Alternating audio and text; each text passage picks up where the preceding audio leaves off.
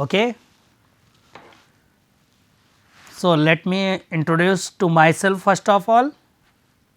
Myself Indresh Kumar Singh, Faculty of Civil Engineering Department, BVD NIIT Lucknow. Okay. So, we have discussed various topics in curves. Curve से related हमने बहुत सारे point discuss कर चुके हैं कुछ lectures में, और इस यूनिट 2 का ये 4th लेक्चर है. इसमें हम लोग methods of curve ranging discuss करेंगे. उससे पहले एक रिलेशन भी डिस्कस करेंगे. ओके, तो ये हमारा लेक्चर स्टार्ट हो रहा है सर्वेइंग एंड जियोमेट्रिक्स KC 302 में, लेक्चर नंबर 4 यूनिट 2 का.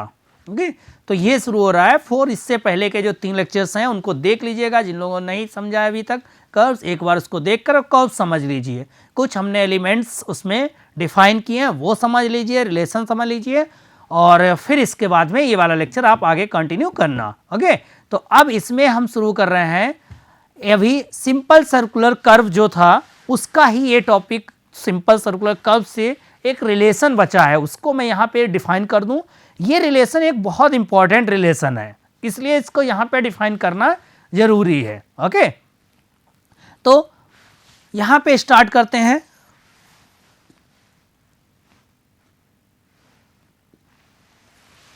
Okay, relation between radius of curve and the degree of curve.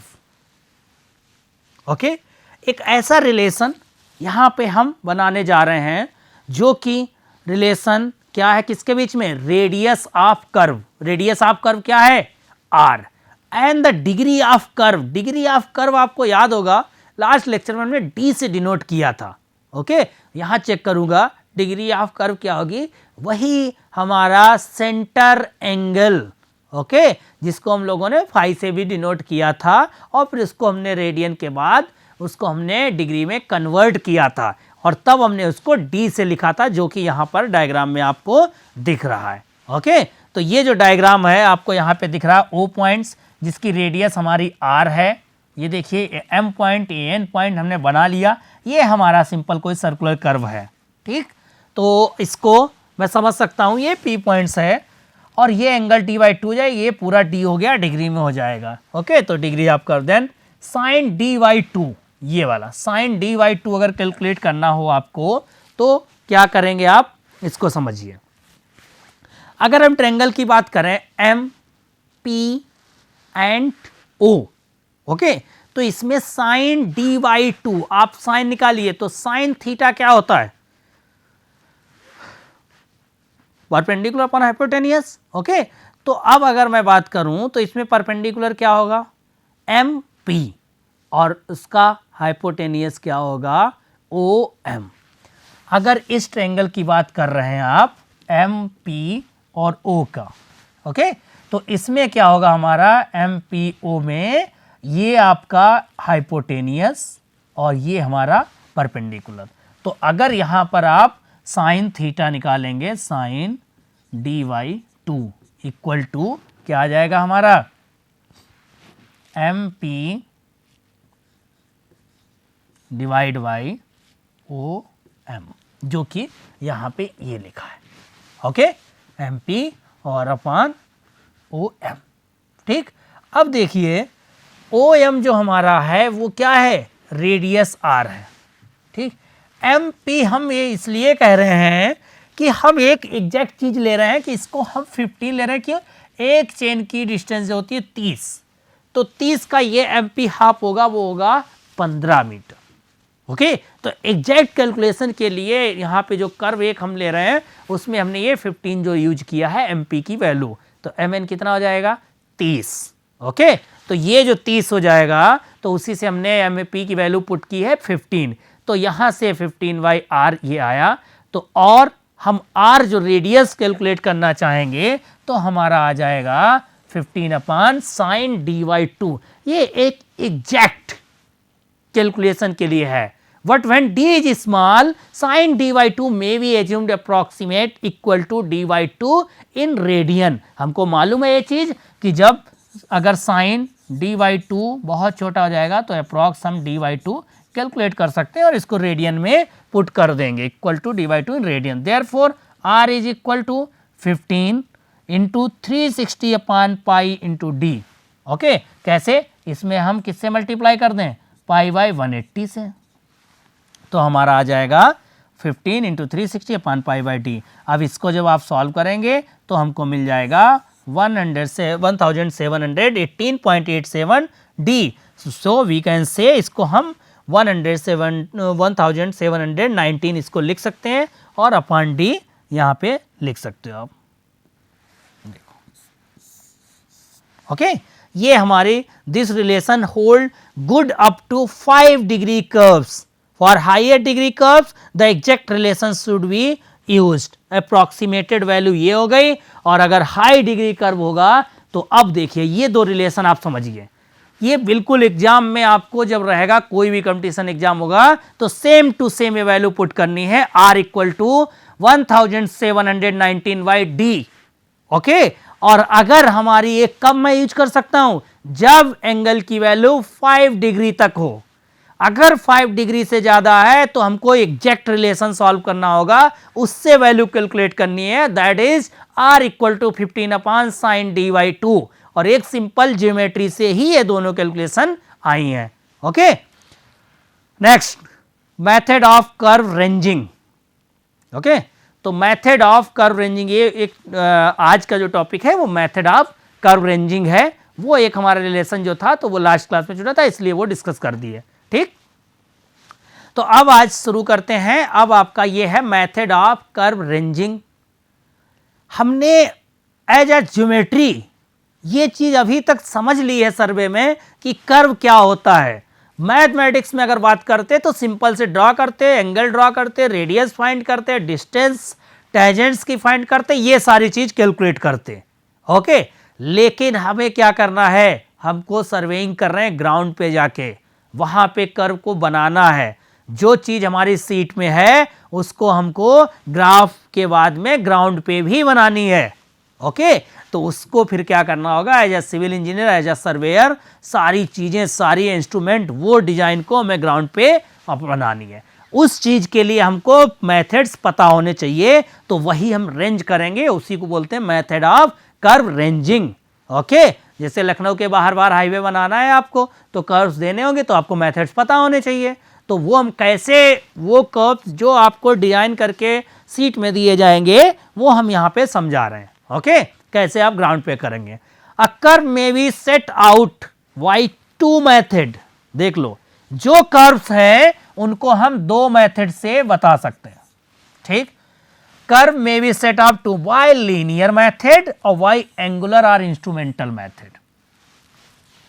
अब आप जाइए, जब हमने फर्स्ट यूनिट पढ़ाया था तब आपको हमने चेन के बारे में बात की थी, टेप के बारे में बात की थी, थियोडोलाइट के बारे में बात की थी। ओके, तो अगर आप इसी कर्व को जो सीट पे हमने अभी ड्रॉ किया है, पीछे के लेक्चर में हमने समझाया आपको, वो कर्व ग्राउंड पे जब आप ले जाएंगे, वहां पर उसको ग्राउंड पे हम करेंगे, तो हमको अगर सिर्फ और सिर्फ सिंपल चेन और टेप यूज करके अगर आप कर रहे हो तो वो हम कह सकते हैं बाय लीनियर मेथड।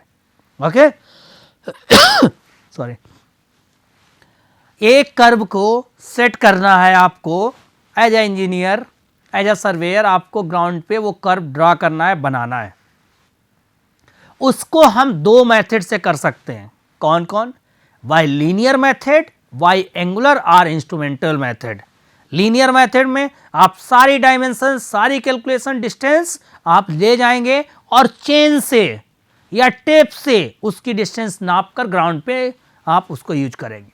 तो जब कभी आप किसी भी कर्व को सेट कर रहे हैं, उसकी रेंजिंग कर रहे हैं, तो आप याद रखिए, अगर हम वहां पे सिर्फ और सिर्फ चेन और टेप यूज कर रहे हैं तो उसको हम बोलेंगे लीनियर मेथड। और अगर वहां चेन और टेप के अलावा, वो रह सकता है, हो सकता है चेन भी रहे, लेकिन उसके अलावा अगर आपने कोई भी इंस्ट्रूमेंट और यूज किए तो तुरंत हम ये कह सकते हैं वो एंगुलर मेथड हो गया।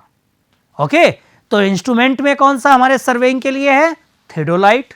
थियोडोलाइट एंगल मेजर करता है, तो वो एंगल जो मेजर करेंगे तो वो एंगुलर और इंस्ट्रूमेंटल मेथड बोलेंगे। और उसमें क्या होगा? थियोडोलाइट विद और without chain is used. Okay तो ये दो मेथड हैं किसी कर्व को सेट करने के लिए, उसके बारे में पढ़ने जा रहे हैं हम लोग। दो मेथड, पहले में सिर्फ और सिर्फ चेन और टेप यूज करके ग्राउंड पे पूरी मेजरमेंट करेंगे, पूरी सारी मार्किंग कर देंगे। मार्किंग मैंने बोल दिया, अब सर्वेइंग में आपको ये ध्यान होना चाहिए कैसे मार्किंग करते हैं। ओके दूसरा, अगर वहां पे एंगल्स कुछ हमने ऐसा इंस्ट्रूमेंट यूज कर दिया उन चेन के साथ में या बिना चेन के ओके सॉरी, तो फिर उसको हम लोग बोलेंगे एंगुलर और इंस्ट्रूमेंटल मेथड। ओके और उसमें हम थियोडोलाइट्स और चेन यूज करते हैं। Before starting setting out a curve by any method, the exact position of the tangents points between which the curve lie must be determined, following procedure is adopted. समझिए इस बात को कि ये curve हम set करेंगे, कर्व ड्रॉ करेंगे। हाथ से बनाने में क्या था, इतना आसान, कर्व ड्रॉ हो गया। लेकिन ग्राउंड पर जब जाएंगे इतना आसान थोड़ी कि आप गए ऐसे बस खींच दी लाइन, कर्व ड्रॉ हमको प्रॉब्लम होगी, हमको चीजें बनानी होगी। सबसे पहले ये जो हम दो मेथड से कर्व ये बनाएंगे, उससे पहले हमको ये दो पॉइंट्स T1 और T2, जिन लोगों ने क्लास देखी होगी उनको पता होगा, पिछली क्लास हैं, इन दो पॉइंट्स को सेट करना है। और ये दोनों जो T1 T2 सेट हो जाएंगे तो कैसे सेट होंगे उसका प्रोसीजर मैं यहां पे आपको बता रहा हूं। देखो क्या प्रोसीजर है, सेटिंग आउट अ कर्व, उस कर्व के दो पॉइंट्स को सेट करने के लिए क्या प्रोसीजर है वो यहां पर हम डिस्कस करने जा रहे हैं। ओके जब हमारे वो दोनों पॉइंट्स सेट हो जाएंगे कर्व आसानी से ड्रा हो जाएगा। तो ये प्रोसीजर है, ये थ्योरी का पॉइंट है, इसको लिख लेना और तैयार रखना। पहला पॉइंट लिखा है, after fixing the direction of the straights produce them to meet the point B. Okay ये पॉइंट जो लिखा है आफ्टर फिक्सिंग, पहला the direction of the straights produce them to meet the point B. कैसे, अगर ये कोई हमारी स्ट्रेट लाइन है और हमें मालूम इसको T1 यहाँ पर है, तो इसको अभी थोड़ी T1 मानो, तो हम इसको कहाँ तक ले जा सकते हैं, जो B पॉइंट है। क्यों, क्योंकि एक स्ट्रेट लाइन इधर से भी जाएगी, जहाँ कट कर रही है यहाँ तक प्रोड्यूस करो B पॉइंट्स तक। ओके रहेगा पहला पॉइंट्स, प्रोसीजर में याद रखिए हमको कहाँ तक ले जाना है, them meet to the point B after fixing the direction of straight. देख लो डायरेक्शन दोनों हमने बनाए, तो इनको फिक्स करने के बाद हमें कहां तक लाइन को ड्रॉ करनी है, बी पॉइंट तक। वो हम कहीं भी ग्राउंड में भी बना सकते हैं, कहीं पे भी बने। दूसरा पॉइंट प्रोसीजर है, प्रोसीजर आपको बिल्कुल स्टेप बाय स्टेप ध्यान रखना है। Second point, set up the theodolites at the intersection point. Where is the intersection points, the points at which two straight lines cut, that is the point of intersection and it is denoted by here B। okay तो B points है, measure the angle of intersection I, it is I angle। okay ये आपका I angle दिया है, हमने बताया था angle जो बनता है वो इंटरसेक्टिंग एंगल होता है। तो B पॉइंट्स पे हमको क्या करना है, एक थियोडोलाइट्स लगा देना है। Set up the theodolites at the intersection point B and measure the angle of intersection I। और जैसे ही आपने थियोडोलाइट यूज किया, एंगल मेजर किया, आप समझ गए हो हम कहाँ जा रहे हैं, एंगुलर और इंस्ट्रूमेंटल मेथड पर जा रहे हैं, इसमें लीनियर मेथड नहीं होगा। Okay then find the deflection angle. अब डिफ्लेक्शन एंगल कौन सा होता था, ये वाला एंगल, ये एंगल, ठीक है डिफ्लेक्शन एंगल। तो इसको कैसे फाइंड करोगे, एलिमेंट्स में हमने डिफाइन किया अच्छे से। कैसे, हमें मालूम है अगर आई पता हो गया, थियोडोलाइट से मेजर किया आई की वैल्यू और ये स्ट्रेट लाइन पे है, तो हमारा फाई इक्वल टू आ जाएगा 180 माइनस आई। ओके समझ गए, क्योंकि 180 स्ट्रेट लाइन पर है और आई एंगल हमने मशीन को सेट किया, थियोडोलाइट को कैलकुलेट कर लिया एंगल ऑफ इंटरसेक्टिंग। तो अब 180 है, तो 180 में से अगर आई माइनस कर दोगे क्या आ जाएगा, फाई एंगल निकल के आ जाएगा। और ये फाई एंगल क्या होता है, डिफ्लेक्शन एंगल होता है। ओके तो हमारा दूसरा पॉइंट हमको ये मिल गया, प्रोसीजर में क्या है हमारा। ओके दूसरे पॉइंट से एंगल ऑफ डिफ्लेक्शन हमने फाइंड कर लिया है। Third one, calculate the tangents length from the following equation. अब बताइए टेंजेंट्स लेंथ कैलकुलेशन के लिए ये कहां से इक्वेशन आई है, हम पीछे इसको निकाल चुके थे T1 से B तक की डिस्टेंस। कैसे? देखो ये O सेंटर होता था, ये कोई टेंजेंस पॉइंट अगर है ऐसे ज्वाइन करते थे, तो अगर ये लाइन यहाँ तक गई थी तो ये हमारा आ जाएगा R tan phi/2। क्यों? क्योंकि ये phi/2 था। ओके, बात समझ गए हो? तो ये हमें पहले से पता है, सब हम डिफाइन कर चुके हैं। तो टेंजेंस लेंथ, तीसरी स्टेप में आपको क्या निकालना है? टेंजेंस लेंथ कैलकुलेट करनी है। ओके, अब समझ लीजिए प्रोसीजर। फर्स्ट में आपने देखा हम फिक्स करेंगे direction of straight, produce them to meet in points B. Okay, and जब बी पॉइंट्स हमको मिल गया, उसके बाद हमने क्या किया? उस बी पॉइंट पे थेडोलाइट सेट किया। वो मशीन है, वो हमें मिलेगी, सर्वेयर के पास होती है। उस थेडोलाइट का काम क्या होगा? एंगल ऑफ इंटरसेक्टिंग मेजर करना। और जैसे ही एंगल ऑफ इंटरसेक्टिंग आपको पता चल जाएगा, आप एंगल ऑफ जो आपका डिफ्लेक्शन एंगल रहेगा वो आप कैलकुलेट कर लेंगे। ओके, अब एंगल ऑफ डिफ्लेक्शन जैसे कैलकुलेट किया, कैसे? 180 माइनस आई। क्यों? क्योंकि स्ट्रेट लाइन पे दोनों एंगल बन रहे हैं, और स्ट्रेट लाइन पे दोनों एंगल का सम 180 डिग्री होता है। और एक आपको पता है तो दूसरा कैलकुलेट आप आसानी से कर सकते हो। ओके, तीसरा क्या हमने किया? जो टेंजेंट्स ड्रा कर रहे थे T1 पॉइंट से B पॉइंट तक, तो उसकी डिस्टेंस क्या आती थी?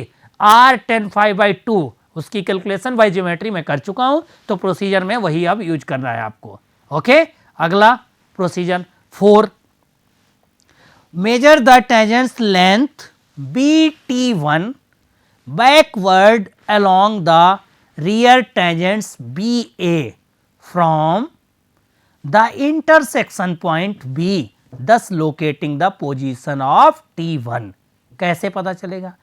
क्यों? क्योंकि हमने जो लाइन ड्रॉ की थी, ये लाइन गई थी, स्ट्रेट लाइन है, तो ये कोई A से जाकर B तक, B अभी नहीं पता था, और दूसरी स्ट्रेट लाइन इधर ड्रॉ की थी, तो ये हमारी कोई C पॉइंट था, तो ये जहां इंटरसेक्टिंग करता था B हो गया।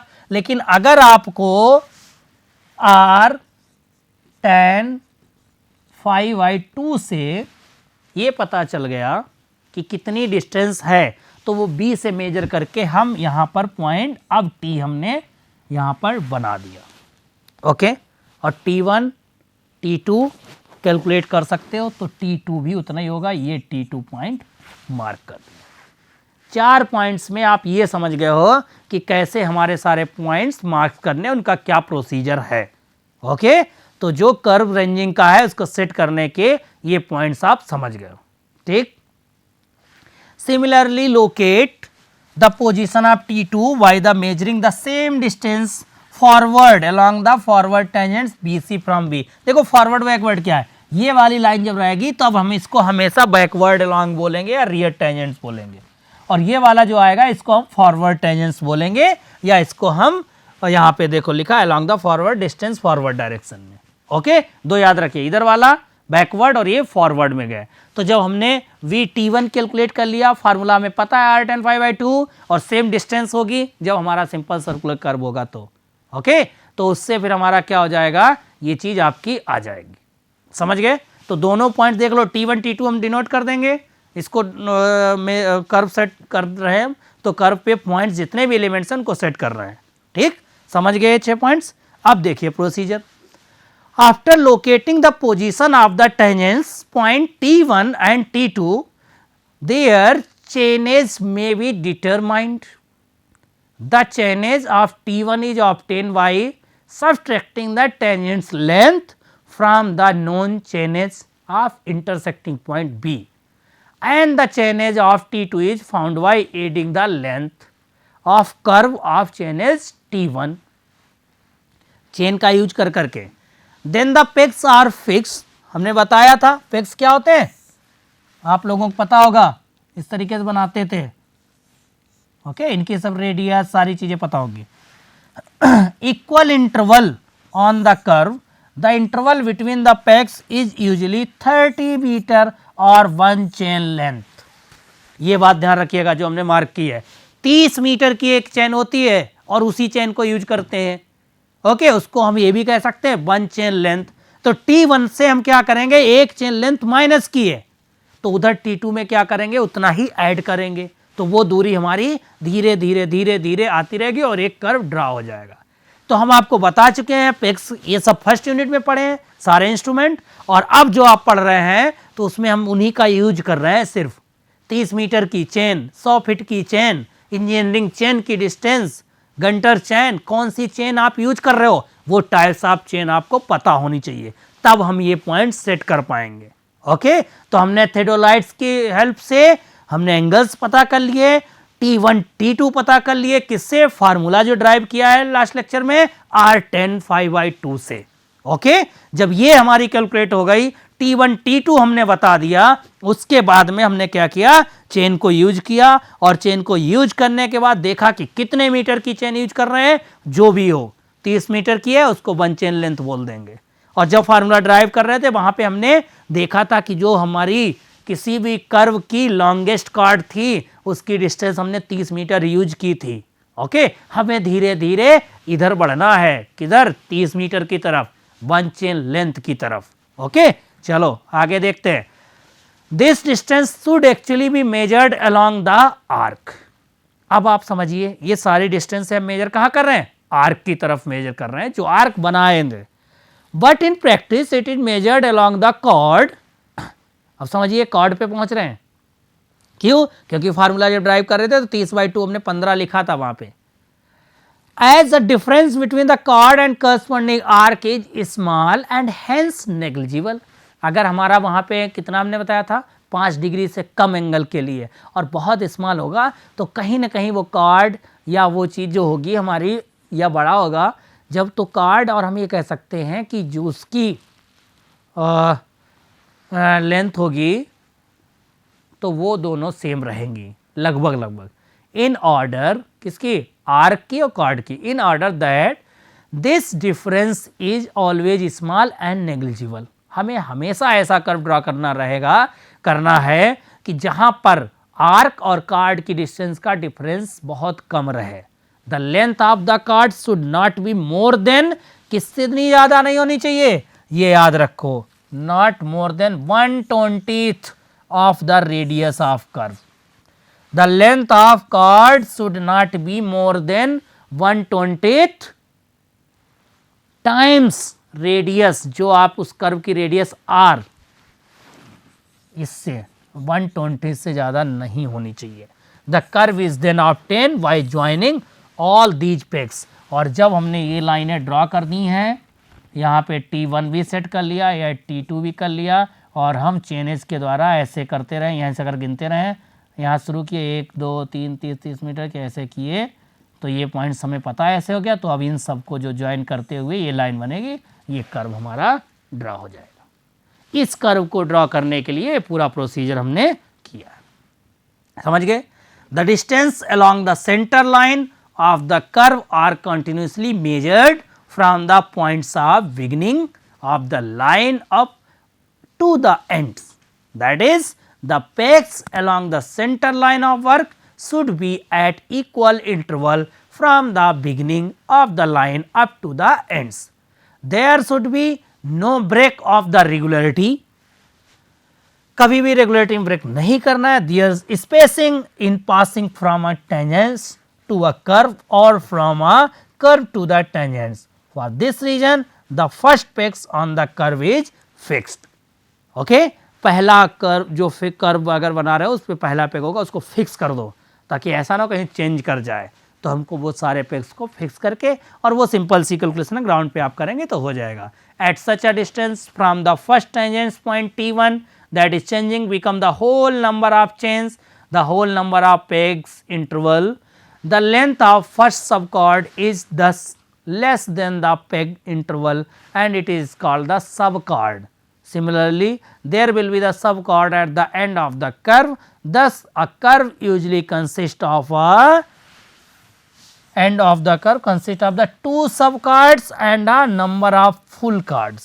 वो ये कह रहा है कि कई कार्ड्स हम जैसे जैसे पेग्स को अगर अलग अलग डिस्टेंस मेजर करेंगे तो कई सब कार्ड्स भी बना सकते हैं, और वो उनकी हम कई कार्ड्स लिख सकते हैं। ओके, समझ गए चीज। तो ये चीज हो गई कि कौन सा प्रोसीजर था जिस प्रोसीजर को हम यूज करेंगे। ओके, तो ये प्रोसीजर यूज करके आपने देख लिया है शुरुआत से, बिल्कुल देख लीजिए। मेथड ऑफ कर्व रेंजिंग जो था उसमें लीनियर मेथड, एंगुलर मेथड है। एंगुलर मेथड और लीनियर मेथड यूज करके कर्व को सेट करना है। Before starting the setting of the curve हमने यहां पर देखा कि कैसे टेंजेंस T1 T2 सेट कर सकते थे, और उसके लिए प्रोसीजर यहां पे हमने पॉइंट डिस्कस किए हैं, आप देख सकते हो। T1 से T2 तक ये सारे पॉइंट्स आप समझ सकते हो। ओके, तो ये मेथड ऑफ सेटिंग का पूरा प्रोसीजर था। कैसे T1 से B पॉइंट हमने देखा, वो डिस्टेंस फाइंड की, कैसे ये डिस्टेंस फाइंड की हमने सब। ओके, फिर सब कार्ड्स जो हमारी थी। ओके, थैंक यू, फिर आगे क्लास में डिस्कस करते हैं।